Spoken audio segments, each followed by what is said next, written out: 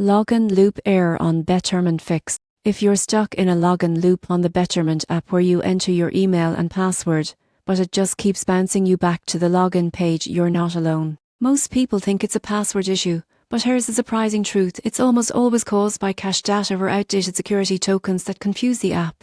Betterment's platform is built with strict financial-grade security. That means when your stored login information doesn't match perfectly with their servers, the system doesn't show an error, it simply restarts the login process for protection. But there's an easy way to fix it. First, close the Betterment app completely. Don't just minimize it, swipe it away from your recent apps list. Then, go to your device's settings, find the Betterment app and select Storage. Tap Clear Cache and Clear Data. This removes the old login session that's causing the loop. Now reopen the app and log in using your email and password. Do not use autofill or password managers on this step.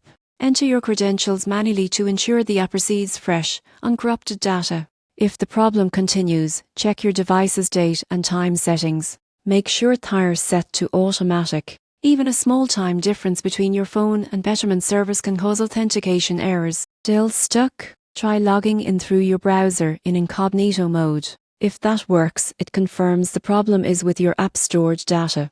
In that case, uninstall and reinstall the Betterment app to start clean. Finally, disable any VNS blockers before signing in. Betterment often rejects logins from masked or foreign IP addresses as a security precaution. Once you're in, set up biometric login for quicker, safer access next time. So remember, the Betterment login loop isn't about your password. It's about clearing cache, syncing your time, and disabling extra layers that confuse the app. Follow these steps and you'll be back managing your investments in minutes.